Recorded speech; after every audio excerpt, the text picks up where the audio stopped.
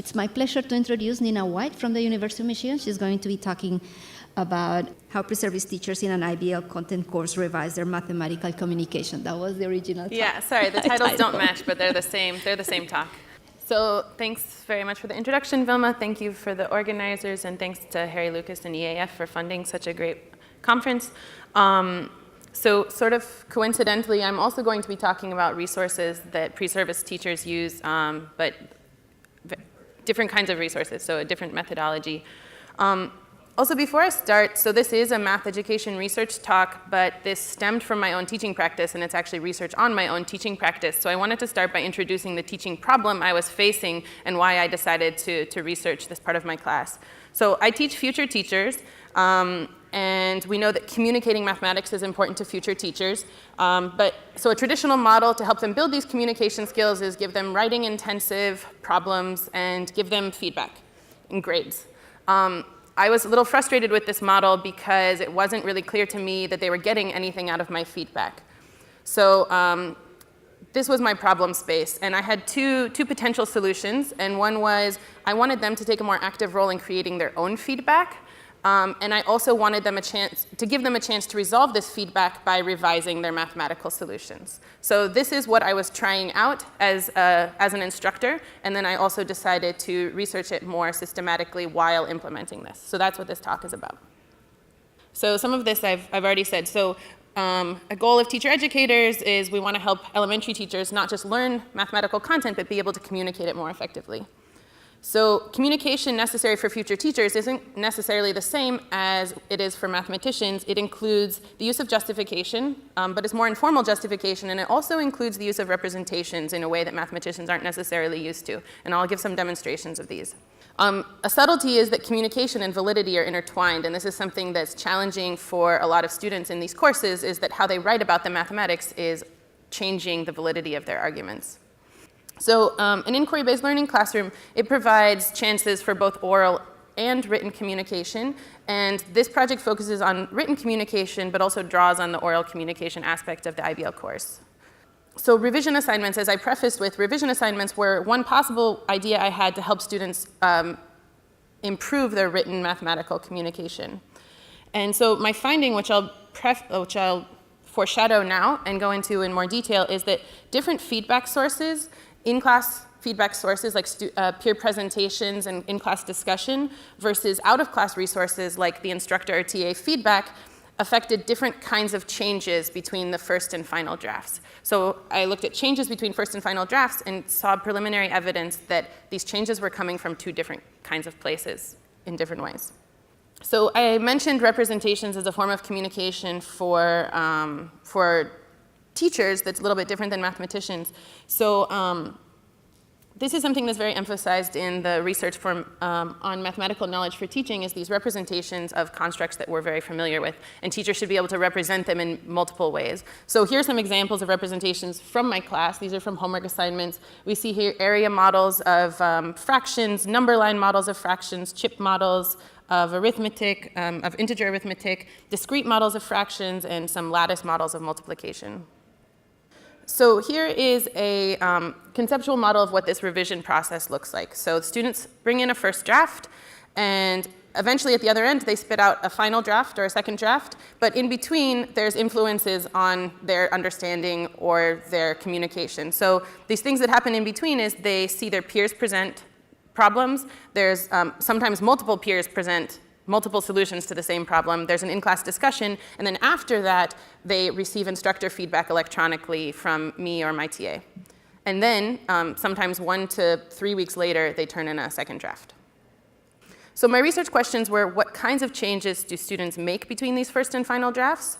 And what differences might we be able to detect in the influence of this peer in-class presentation versus the instructor feedback? Can we see that these are affecting the revision process differently? So to answer this question, I had two goals, sort of. So one was to to empirically derive a framework to describe these changes.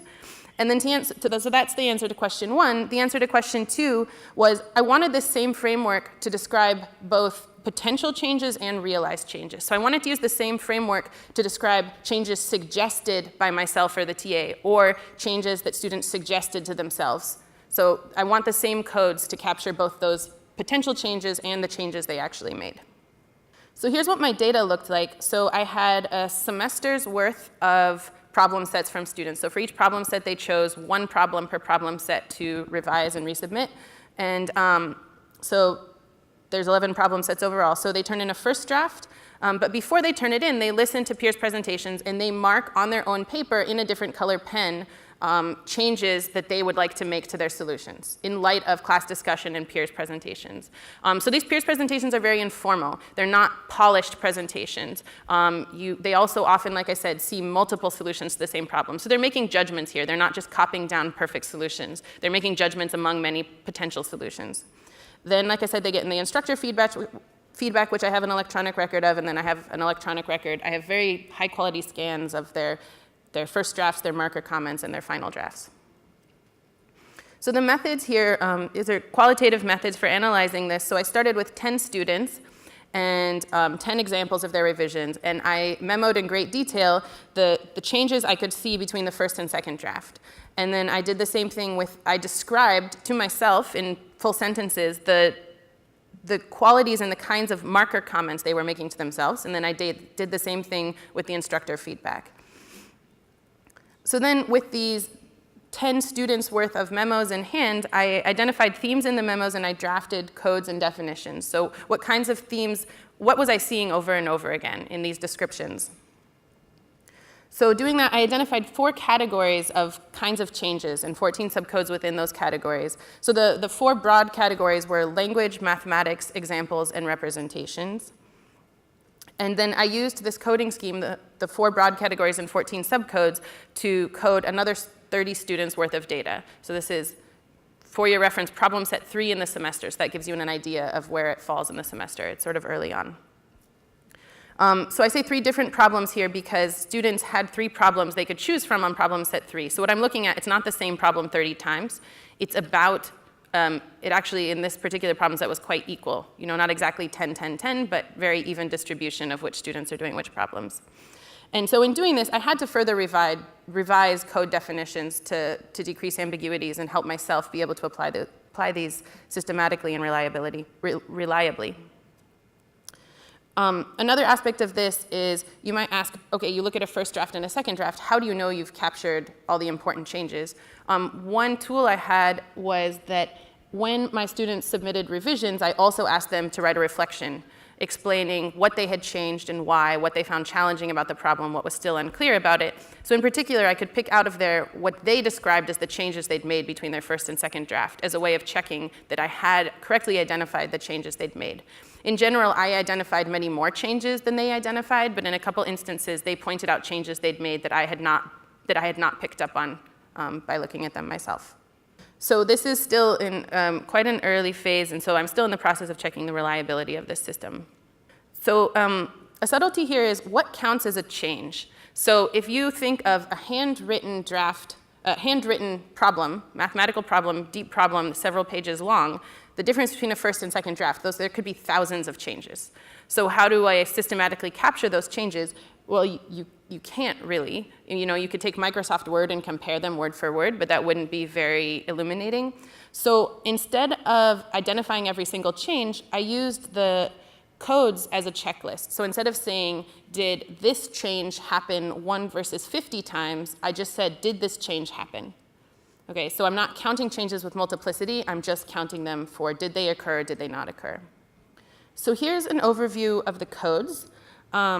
So like I said, they fell into 4 larger families of codes: language, mathematics, examples, and representations. The next couple slides are a little bit much to digest. So these are the more detailed code definitions. I'll just read one of them as an example. So these are just the language codes: exposition, explanation, and language. Explanation, this includes explaining a diagram, explaining thinking or attempts tried, or making steps in a process explicit. This is different than justification, as it does not explain why a process works. It is a description of a process or phenomenon. And this refers to adding explanation, not changing it. So you can see, to define these codes, I didn't just have to define them, but also had to define them in contrast to each other to know which one to apply. I'll go through these. I'll flash them on the screen, and my slides will be online if you want to look at them in more detail. Yeah, so this last one, this was mathematics. This is examples and representations, so adding or removing examples, adding representations, modifying them or removing them. So what were my findings? So again, this is preliminary. This is 30 students, one problem set.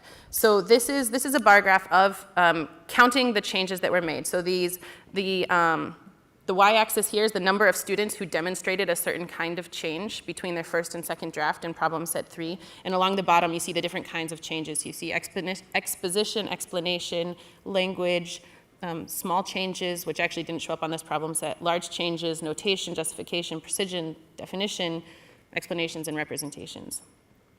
So we see that students made a lot of changes in ways that we would want them to: adding justification, adding exposition, improving language, adding explanation, adding representations. Okay, so we're seeing them make not just surface level changes, but actually deep changes to their solutions. So then, like I said, I wanted to see what the potential changes suggested were by the instructor feedback and by their own feedback to themselves. So what we see here on the right is the instructor feedback. So what really stands out here is that myself and my TA, all we did was ask why, or how do you know that? That was what most of our comments looked like, and I think that's very typical mathematician feedback. And so that's why you see this justification column jumping through the roof here. On the other hand, on the left, you see the comments that students made to themselves. So you also see justification standing out here. A lot of them would just write on their paper why with a big question mark, as a note to, you need to go back in and fill this in. But they also included, in light of their peers' presentations, lots of new examples, new references to definitions, new representations, things that myself and my TA hadn't told them to do, but that they were extracting from their peers' presentations. So just a discussion of these findings, and like I say, these are very preliminary. I have a lot more data to analyze, but I think there's preliminary evidence here that they're getting something different from their peers' presentations, and that they affect the adoption of new examples and representations in a different way than instructor feedback does. And I think this has interesting implications for IBL, because this is something that doesn't exist in a traditional classroom. They don't have the chance to observe their peers' presentations in this way. I think there's also evidence that mathematician instructors fixate on justification over any other kind of change. I have some lingering questions and some things I need to explore more deeply. So there's a lot of changes in language, but there's not much potential changes in language that I would see. So I have a couple of hypotheses for why this is. One is that I think changes to language is a normal part of the revision process. So when you take your first draft, especially if it's handwritten, you have to rewrite the whole thing by hand. Only a couple of my students type their math solutions. And so I think naturally you add explanation where it's needed and make things more concise where it's needed. I also think there's an intimate relationship to justification that's hard to tease apart, that changes in language, like I said, communication and validity are entwined, and it's hard to tease those apart. So changes in language might be also due to changes in justification. So what does this say about IBL classrooms? We're all here because we're all enthusiastic about IBL. I think it points to an important role of peers' presentations that you can't get in a traditional classroom. And so the future directions, I have 11 problem sets in this semester, 3 time points that they turned in revisions, and I have a whole second semester worth of data as well. So it's fairly time intensive to do these detailed analyses, but I'm interested in seeing, in addition to the 2 questions I posed, another question would be to see how those changes that they make change over the semester. Also, the content of the second semester is geometry versus number and operations, so to see what kinds of different changes occur in a different course content. So I want to thank you and also ask if you have any questions.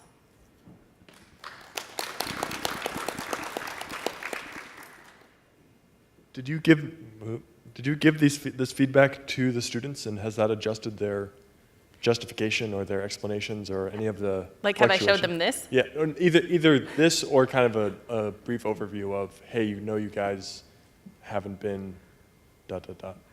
No, I didn't do the analysis until after the semester was over, and so they didn't get a chance to see this analysis of their work. But that's a good question. Maybe I can do it next semester.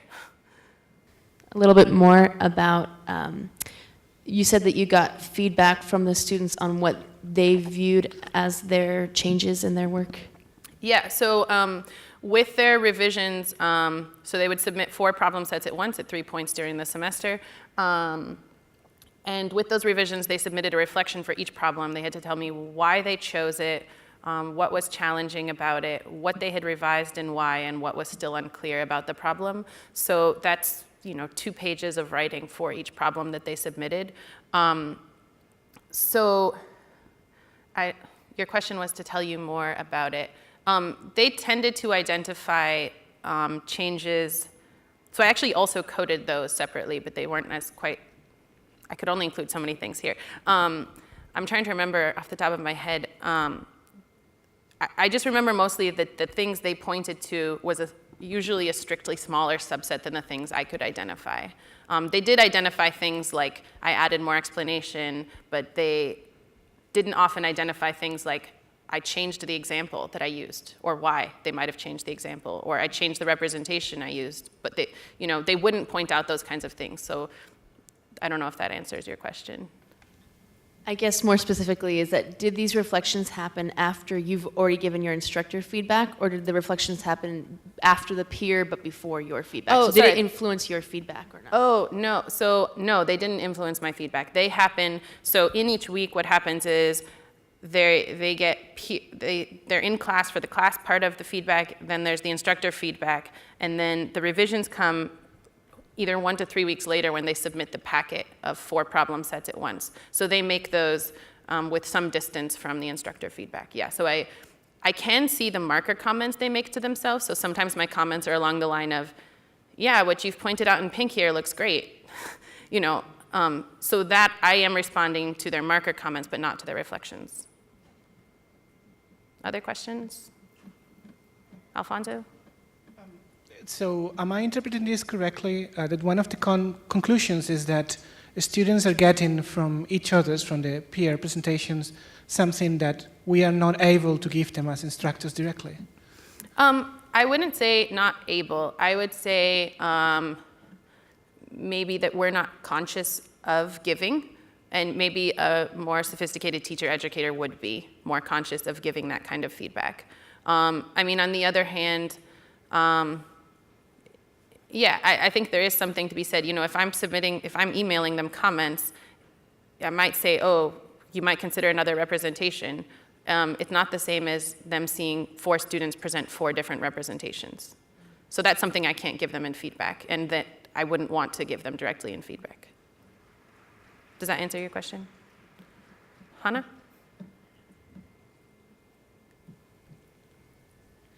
So I do something kind of similar, maybe not unsurprisingly. We've worked together before. So I was wondering, when I do the similar thing, I find that when I'm having them hand in that first thing that they've marked up, the purpose of that is different from the purpose of the finished thing they send in. And so from that, the amount they write changes. Does that make sense? That it's written more for their own knowledge the first time and for more complete communication the second time. Is that something you think you're seeing too? So I was worried about that. I was worried about doing this analysis thinking, well, once they realize that these first drafts aren't really graded, maybe they won't put the same amount of effort into them, so maybe they won't really be representative of a first draft. So a couple reasons why I actually don't think that's true is I did assign sort of nominal effort points for the first drafts, which were mostly on, that weren't really on correctness, but on